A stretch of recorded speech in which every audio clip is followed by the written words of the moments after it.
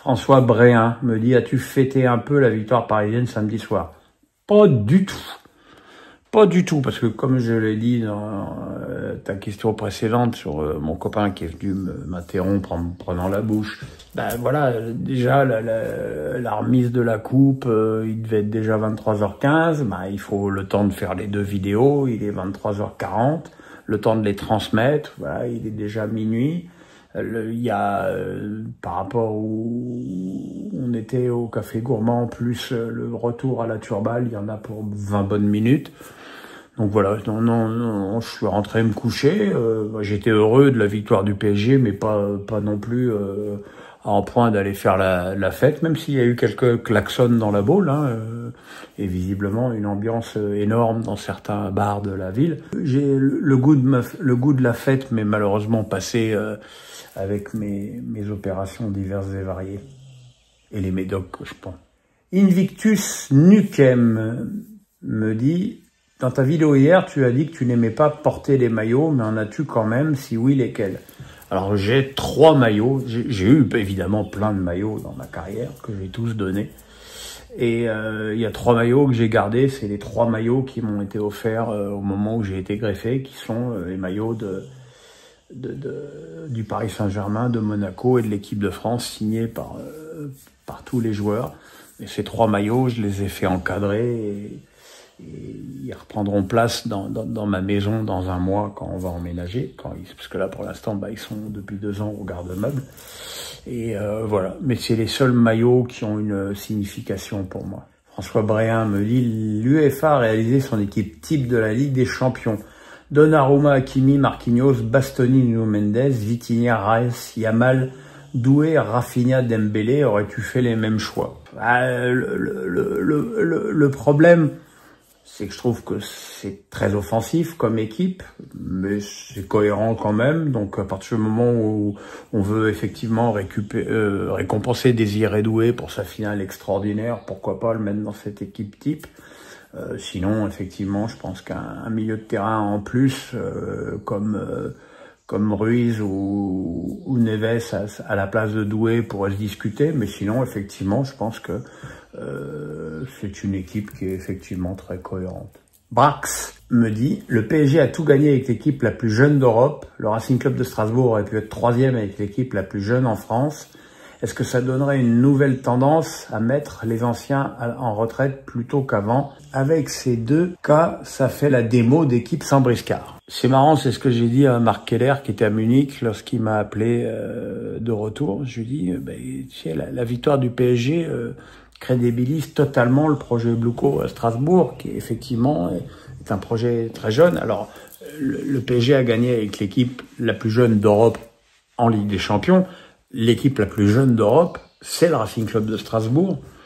Et effectivement, tu t'aperçois qu'avec ces 2 équipes, tu as une tendance, c'est qu'aujourd'hui, un joueur de 28 ans, il faut vraiment qu'il soit au sommet de sa carrière pour avoir encore une valeur intéressante, parce que aujourd'hui, les clubs, ils vont surtout chercher à avoir des joueurs de 17, 18, 19, même déjà 20 ans. Tu commences déjà à te demander, mais pourquoi à 20 ans, il n'est pas déjà dans un grand club depuis 2 ans? Donc effectivement, c'est la tendance qui va faire que les jeunes joueurs qui vont briller dans les compétitions de jeunes vont valoir de plus en plus d'argent rapidement, parce qu'en plus, il y a une plus-value possible sur ces joueurs-là. Donc c'est évident que tu vas avoir cette tendance. Alors effectivement, à Paris, et plus encore à Strasbourg, c'est poussé jusqu'à...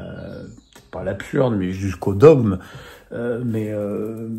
Moi, je trouve que ça crédibilise totalement le projet de ces 2 clubs.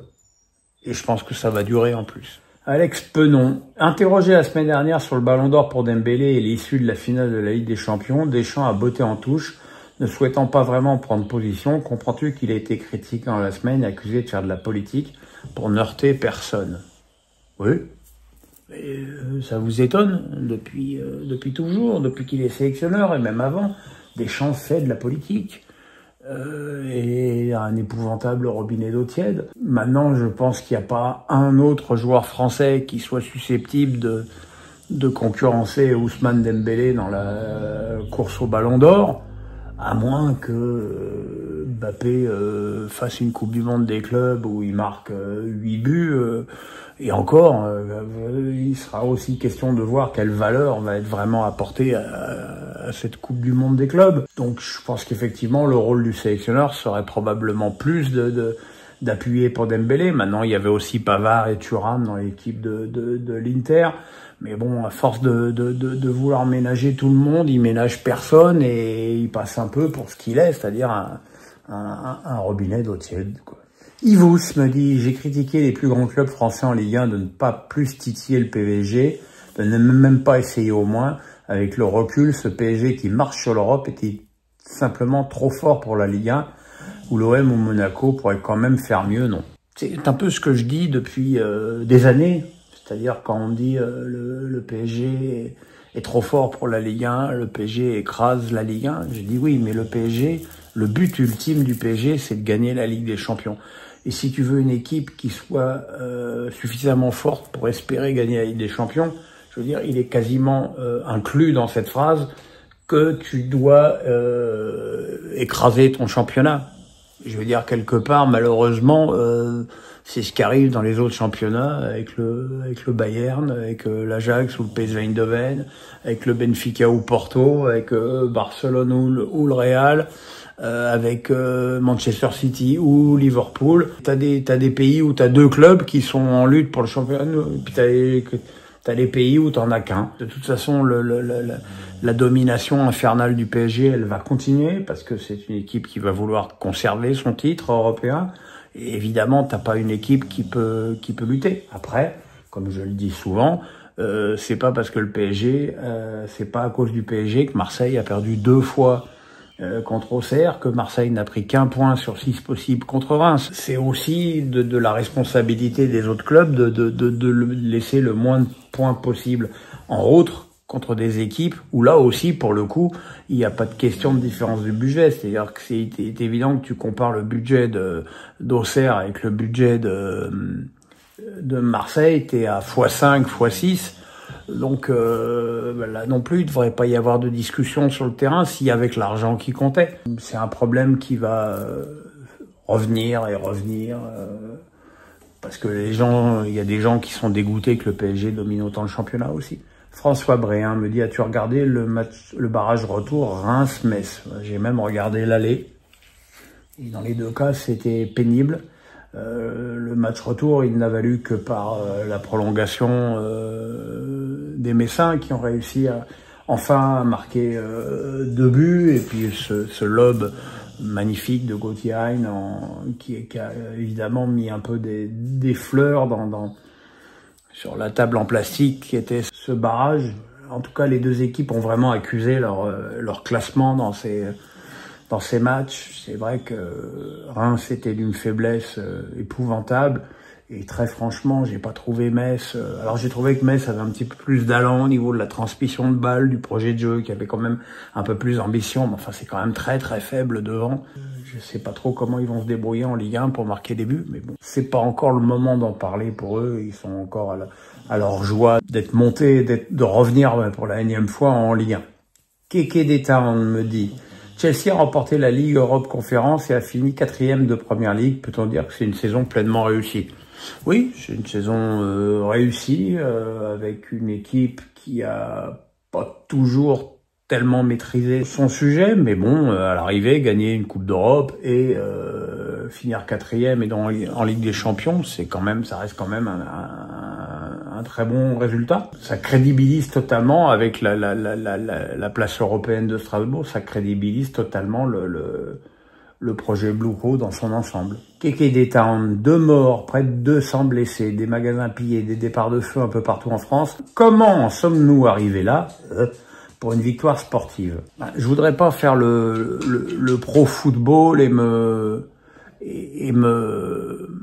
défausser, mais je pense qu'il n'y a pas grand-chose à voir entre le foot et ce qui s'est passé. Je pense que ceux qui ont pillé les magasins, qui ont mis le feu à des bagnoles, je pense que c'est les mêmes au moment des émeutes pour la mort de Naël. c'est les mecs qui sont là et qui ne vivent que pour foutre le bordel. Il y a évidemment cette image incroyablement choquante du mec avec sa fausse pochette Gucci qui saute sur un pompier. C'est-à-dire, si tu respectes même pas un pompier, c'est terrible. Et c'est ce que j'ai dit dans la vidéo d'hier. À un moment donné, il va falloir que les forces de l'ordre répriment de façon beaucoup plus véhémente ces mecs-là, qu'à un moment donné, il va falloir leur attaquer la gueule à coups de matraque, parce que il y a que ça qu'ils vont comprendre, et qu'effectivement, le mec qui vient, qui a pété les vitres du Footlocker et qui est en train de piquer les pompes, bah si, en sortant avec ses pompes, il se prend un énorme coup de matraque dans la gueule, et qui finit à l'hosto, peut-être que la fois d'après, il réfléchira avant de refaire ça. Après, il y a eu des incidents un peu partout en France. C'est terrible, c'est dramatique, mais c'est aussi le résultat d'une politique laxiste en France. Alors je sais qu'on va encore dire que je suis de droite quand je dis ça, mais à un moment donné, il faut aussi vous dire les choses comme elles sont et comme les choses se passent. Si les mecs pensent qu'ils peuvent tout péter, foutre le feu et piller les magasins en toute impunité en France, il y a quand même vraiment un problème. Kéké Détente disait, tu disais jeudi avant ton match que la clé allait être sur les postes de latéraux et pistons. Est-ce que ce fut le cas tant l'écart était énorme entre les deux équipes? Le match ne s'est pas joué là-dessus parce que Di Marco et Dumfries ont été totalement avalés par le pressing du Paris Saint-Germain et que l'équipe de l'Inter était tellement sur le reculoir et finalement elle a eu tellement peu le ballon à la construction que ça a été très difficile de les utiliser. Di Marco a été obligé de défendre par Hakimi tout le match et Dumfries était bien trop contenu à la fois par Kvaratskhelia et par Nuno Mendes. Et il est évident, en tout cas ce qui est sûr, c'est que ça a privé l'Inter d'un de ses atouts offensifs les plus importants et que ça a certainement contribué à la domination écrasante du PSG sur cette finale. Kéké Détente, Anne Hidalgo n'était pas présente à Munich samedi, visiblement pas invitée par le club. Le symbole est fort, mais c'est une surprise vu les relations entre la mairie et le PSG ces derniers temps. Non, après, je pense que quand t'es maire de Paris, t'as pas besoin du PSG pour aller à la finale si tu le souhaites. Je pense que tu te mets en relation avec l'UEFA et que l'UEFA t'aurait mis ta place en tribune d'honneur. Je pense aussi qu'elle n'a pas souhaité y aller. Peut-être qu'elle était effectivement vexée de ne pas être invitée au Parc des Princes. De toute façon, elle ne va plus au Parc des Princes depuis un moment.